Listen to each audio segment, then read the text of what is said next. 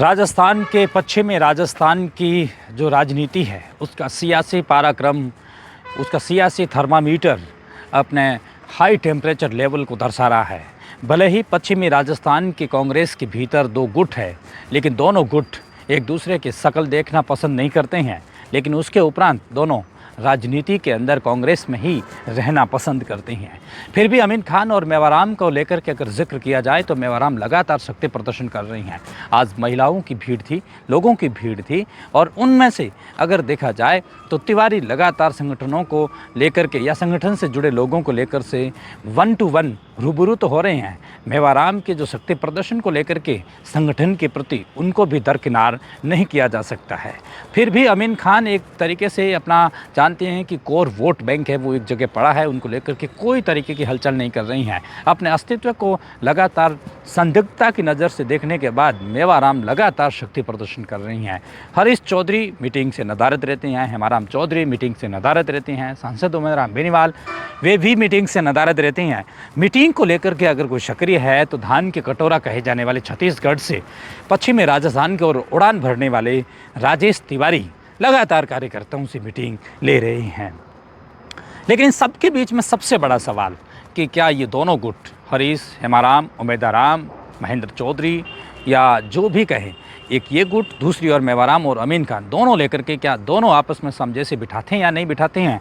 क्या राजनीति की चतुर गोटियों में से एक गोटी राजेश तिवारी फेंक पाएंगे और दोनों को एक ही जाजम पर बिठा करके खुले आसमान तले कांग्रेस की हुंकार भरेंगे? ये तो देखने वाली बात होगी, और उस घड़ी के पास में जो टिक टिक करने से ही समय बतलाती है और भाग्य से ज़्यादा और समय से पहले कुछ भी बतलाती नहीं है। किंतु इन सब के बीच में अगर ये संभव होता है या नहीं होता है वो अलग मायने हैं, लेकिन बीजेपी की नज़रें हमेशा राजेश तिवारी के कार्यक्रम और कांग्रेस के पश्चिमी राजस्थान बाड़मेर जैसलमेर से निकलने वाले हर परिणाम, हर दिन बीजेपी उस कांग्रेस की विवेचना पर अपनी टकटकी लगाए बैठी हैं। देखिए हमारी स्पेशल रिपोर्ट में कि क्या हो रहा है और क्या नहीं हो रहा है।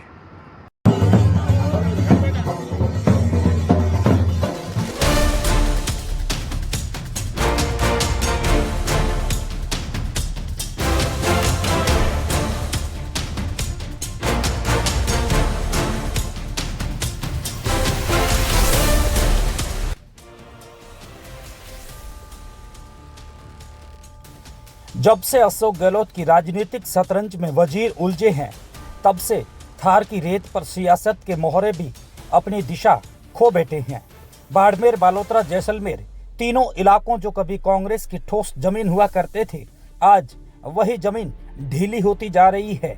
और वजह साफ है, एक पार्टी के भीतर गहराती खींचतान की वो लकीर जिसको लेकर के काफी दिनों से बाड़मेर, जैसलमेर और बालोतरा के अंदर एक नई राजनीति को जन्म दे रही है, जो अब गुटबाजी की सीमा लंघ चुकी है।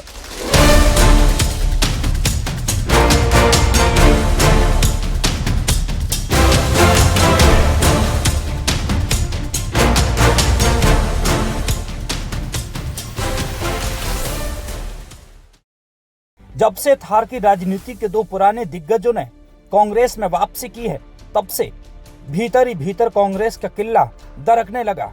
सत्ता की सीढ़ियों पर चढ़ने से पहले ही संगठन अपने संतुलन को खो बैठने वाला ही था कि आला कमान हरकत में आया और अपने अंदाज में ही, चिर परिचित अंदाज में ही एक अधिकारी या कहूं कि एक ऐसे ऊपर मॉनिटर को भेजा ताकि स्थिति को कंट्रोल किया जा सके।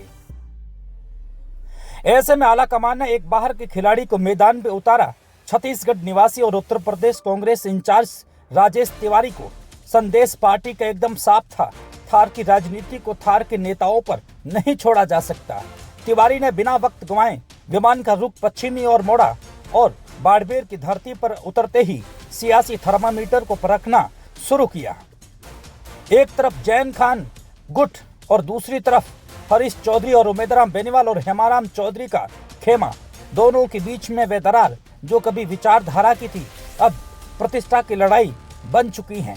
दोनों ने एक दूसरे के लिए कभी चुनावी मौसम के अंदर प्रचार और प्रसार किया, लेकिन अब एक दूसरे की शक्ल सूरत देखना दोनों गुट पसंद ही नहीं करते। तिवारी ने पहले दोनों से मुलाकात की, दोनों गुटों से मुलाकात की, लेकिन नतीजा वही शून्य। दोनों मुलाकातें अलग अलग जगह हुई। खान और जैन गुट ने बतलाया कि एक मुलाकात तो निजी आवास पर हुई, इसलिए हमने उसमें भाग नहीं लिया, लेकिन संवाद तो हुआ मगर समाधान दोनों गुटों के बीच में हो नहीं पाया। ऐसे में उन्होंने एक नया प्रयोग किया, संगठन सृजन अभियान। नाम बड़ा सीधा मगर मकसद बेहद एकदम गहरा। बाहर से देखने पर यह संगठन की मजबूती की कवायद दिखती है, लेकिन भीतर ही भीतर ये दरअसल गुटों की शक्ति का नापतोल अभियान है। तिवारी ने साफ कर दिया, अब निर्णय सिर से नहीं धरातल से ही होगा, वह भी कार्यकर्ताओं से पूछकर। इस अभियान के दो मायने, पहला जिलाध्यक्ष पद के लिए 6 नामों की सूची तैयार करना, दूसरा कार्यकर्ताओं की रायशुमारी लेकर देखना कि बाड़मेर की जनता और पार्टी का जनाधार किस दिशा में झुका है, किस नेता की ओर झुका है।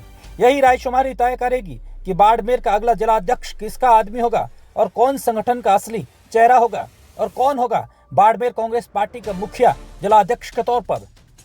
लेकिन जो बात कांग्रेस के इतिहास में पहली बार हुई वह है कांग्रेस के इन चेहरों को, इन गुटों को 2 भागों में बंटना, और वह भी एक तरीके से देखा जाए तो कांग्रेस में ऐसा पहले कभी हुआ नहीं है।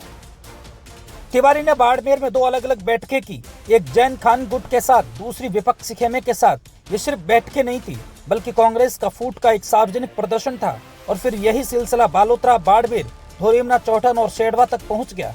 तिवारी वहां एक एक कार्यकर्ताओं से मिलते, 1 to 1 बात करते, माहौल को टटोलते, लेकिन दोनों बड़े गुटों को दूर रखते, जैसे कोई सर्जन बिना शोर किए ऑपरेशन कर रहा है। जैसे ही गुड़ामालानी की ओर पहुंचे, न वहां पर राजनीति करने वाले हेमाराम चौधरी दिखे और न ही हाल ही में री एंट्री करने वाले अमीन खान और मेवाराम जैन।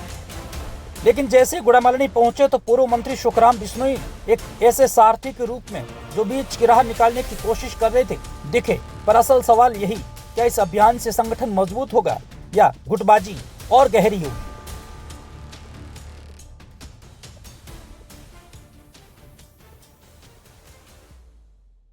एपिसोड के अंदर इतना ही। जुड़े रहे रेड प्लस न्यूज़ के साथ। यदि एपिसोड अच्छा लगा है तो शेयर ज़रूर करें। कैमरे के पीछे मेरा दोस्त जक्ष, मैं मनोज, उसने जुड़ने के लिए बहुत शुक्रिया, बहुत शुक्रिया।